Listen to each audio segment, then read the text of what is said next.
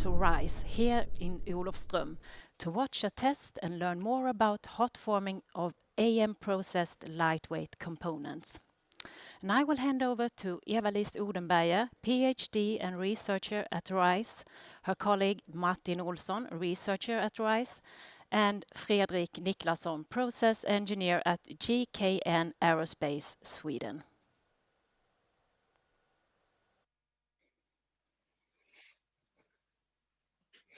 Thank you very much for the introduction. We are very happy to present some activities and results from a project within hot forming of lightweight components.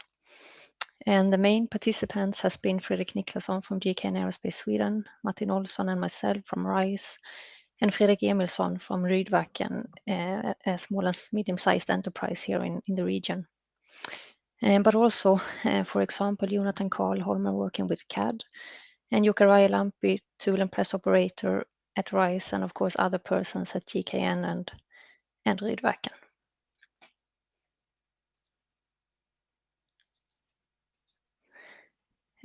So as Boel mentioned, this has been a pilot case within the light test bed for future production of lightweight products using smart material solutions, and it's a part within the zip lighter.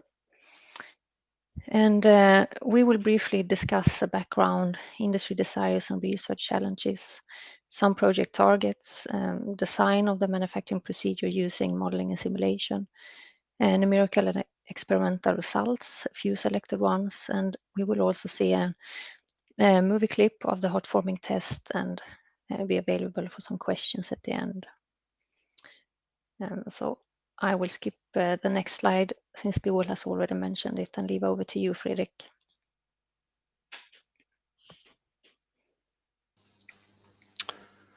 At GKN, we work in different areas for a more sustainable air traffic. One of this is to reduce fuel consumption and therefore the CO2 emission. We have been doing this by flexible manufacturing method or fabrication, where we assemble different materials and material combinations such as sheet metal, forging, castings, and additive manufacturing parts by welding. By doing this, we can select material where it's needed, like high temperature materials and very strong material where it's needed. This has a possibility to reduce cost, but also the weight and therefore the fuel consumption. Assembling by welding introduces quite a lot of heat, which results in distortion and residual stresses. By using finite element tools, we can minimize this to get the right beneficial welding sequence, for instance, when we're assembling a large part. It's very costly to do trial and errors on real parts, and therefore we are moving more and more to simulation and process chain.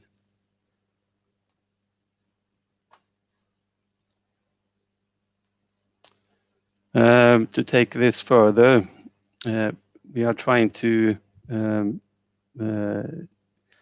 get the entire history of the incoming parts to an assembly, to be able to predict the distortion when we do a welding sequence. I don't know if we can get the video moving to the right. Well, it's a video that's showing that how we predict, how we simulate the best way of welding this part together. As I said earlier, it's quite costly to do a trial and error. And together with RISE, we are trying more and more to get, as I said, the history of all incoming parts, which has sometimes residual stresses and will cause distortions. Over to you, Eva-Lis.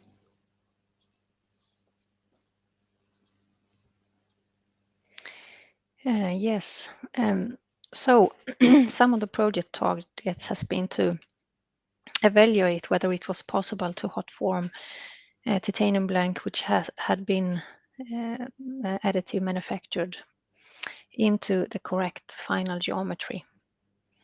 And so for this specific test case, we developed a demonstrated geometry. You can see it in the upper right-hand corner of this picture. In order to validate the working methodology where we have used modeling and simulation to design the hot sheet metal forming procedure. And it also included to study and compare the mechanical properties of different titanium alloys at different temperatures, such as titanium 64, 6242, and ATI 425. And the data that we obtained was used for material model calibrations. We also worked with modeling and simulation of welding and thermomechanical forming at temperatures approaching 700 degrees centigrade. The tool component was manufactured by Rydverken, and we also redesigned the hot forming tool in order to manufacturing or produce this demonstrated geometry by preforming it, welding or additive manufacturing for this reinforcement geometry, and finally a hot forming test to be able to evaluate the different process parameters influence on the evaluated or the obtained shape distortions.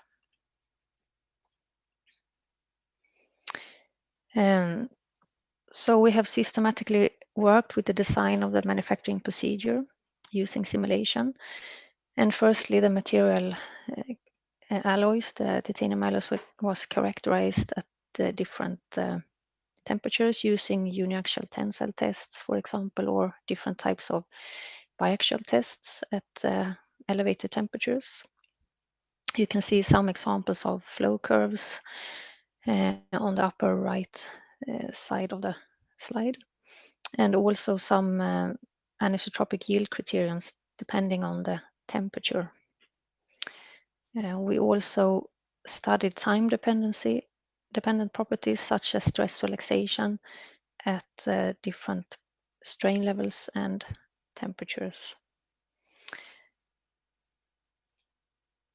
In the next step, tool concepts were modeled and evaluated and also secured. And you can see here an animation simulation from a finite element simulation of one type of setup where the temperature increases during the forming. And the process parameters were optimized and also, if needed, compensated for spring back. Finally, a hot forming research tool was modified, originally built together with Luleå University of Technology and RISE and GKN. And great care was taken to ensure that we had equal conditions in the test as we had in the simulation.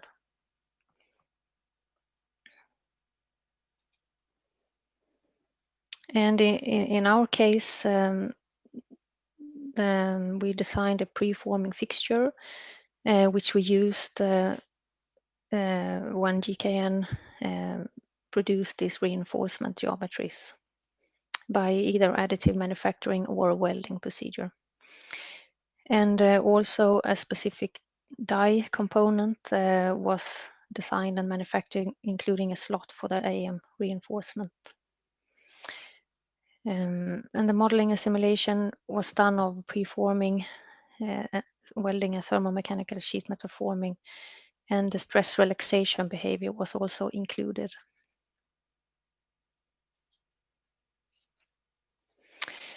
So here you can see some selected results. On the upper left side, you can see the preformed blank, which includes the reinforcements and the welding fixture.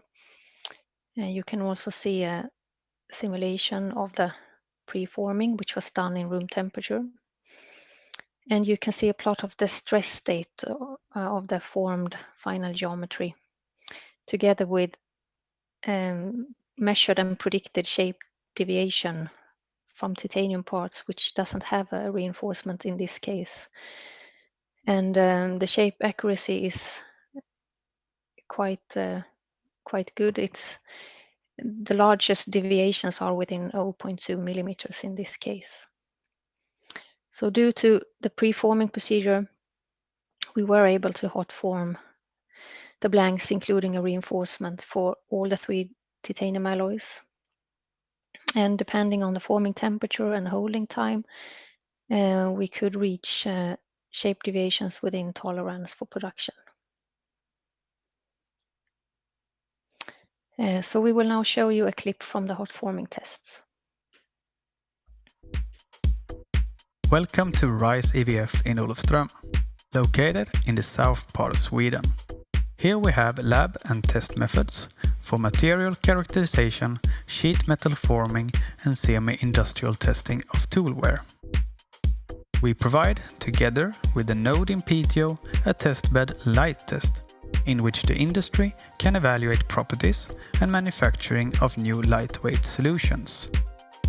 Studies are performed under different conditions to study friction, high temperature behavior and new lightweight composite and metallic materials. Okay, welcome. Now the hot forming test will just shortly begin. And it's performed here in our press shop in Olofström at RISE.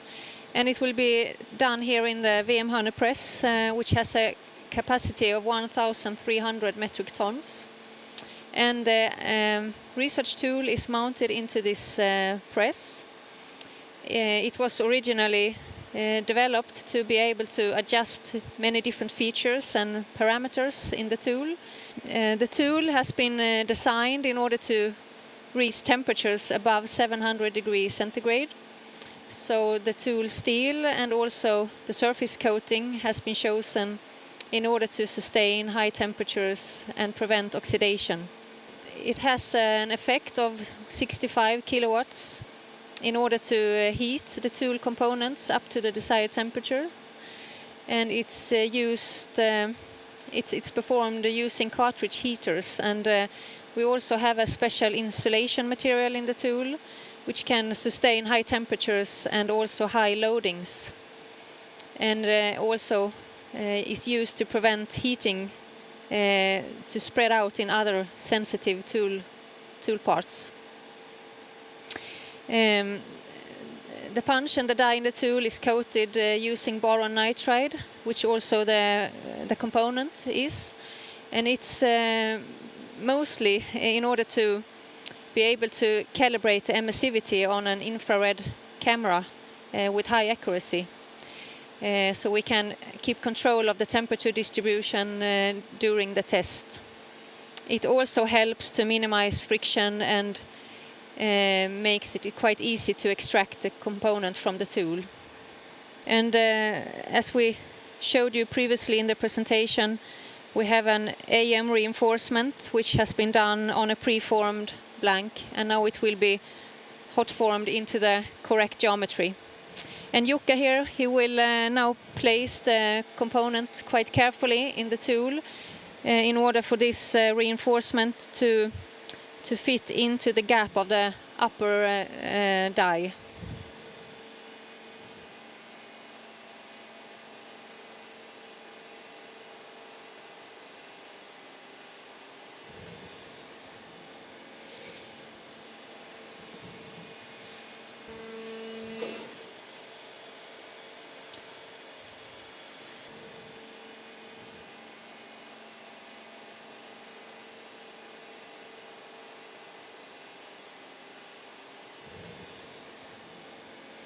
So slowly we are moving the upper die towards the blank to not form it now, but we are closing it up in order to heat up the blank. It takes several minutes for the blank to reach the desired starting temperature of the forming procedure. And as you can see, Martin here, who will show you the the measuring system where you can see how the temperature of the blank increases during the heating procedure. Thank you, Eva. And yes, as we can see here on the screen, the temperature on the blank is slowly reaching the temperature on the die.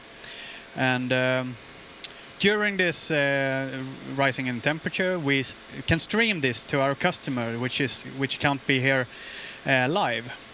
And that is what we see here. We see different views of the cameras. And as the temperature rises here, we measure everything, we record everything, and we stream everything. Thank you. Now the blank has reached the desired forming temperature or start temperature. And we will now separate the forming tool in order to be able to close it again quite shortly. So Jukka here will separate the tool.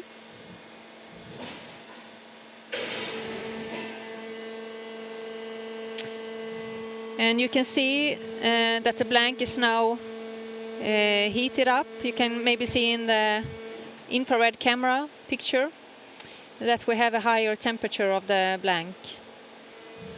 The forming will now take place during 5 millimeters per second, the stroke velocity. And it crash forms the part, closes the tool and die, and clamp the geometry. And in this position, the loaded position, we will now keep the geometry and the part for a specific time. It can be from only a few seconds up to tenths of minutes in order for the stress state in the material to relax and then produce a part which has a quite low amount of spring back. Now the desired holding time has been reached during the hot forming procedure, and Jukka here will separate the tool. And you will be able to see that the component is lifted up from the hot punch, and it can then be extracted and allowed to be air-cooled. And we have been able to produce components within shape tolerance for production for all these 3 titanium alloys. And we will now hand over to Fredrik from GKN Aerospace Sweden, who will tell us about their experience from the online test. And we will also stay after this session now for any questions that you might have. So thank you very much from us from RISE. My name is Fredrik Niklasson. I work as a process engineer for sheet metal forming and additive manufacturing at GKN Aerospace in Trollhättan, Sweden. For GKN, this made it possible to participate live during the testing, which gave great insight and influence over testing procedures. The important parameters were visible during the test, which enabled quick response to changes needed to reach the goals of the test. I see this as a great complement to in real-life testing for the future, which enable more people from the company to attend.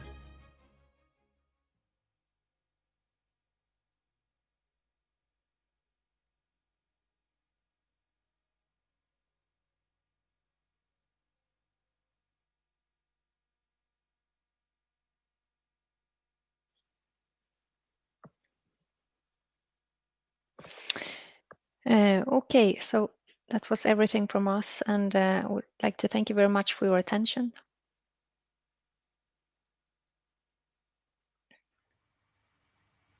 Thank you very much, Eva-Lis and Fredrik and Martin, who's with us now, for sharing this very interesting and exciting new process with us. And I also know that this will create more sustainable forming, as the new material will need lower temperatures. But Fredrik, when will this process actually be implemented in your fabrication? Well, it takes quite a long time. This is a new material, at least ATI 427, and we need to do quite a lot of more tests to be able to put it into an engine. But what we can see from the forming test is that it looks very promising. It has very similar properties to other titanium alloys. So we will see, but more test is needed. Thank you. And we are very grateful for that you create safety and test before. Yeah. And Eva-Lis and Martin, if I ask Eva-Lis first, this is a very quite expensive blank with expensive materials. But we also saw from Dr. Tekaya today working with additive manufacturing first and then forming. It can be a new technique. Do you see other materials where this type of blanks can actually be economically viable? Yeah, I think there are different types of materials, for example, different types of superalloys, or maybe even aluminum, perhaps, that where you have a large a high material cost, and where you need to minimize scrap material, or try to optimize the material consumption. So thank you all again, and we will also have a Q&A session with you, but that will be in the afternoon, after lunch.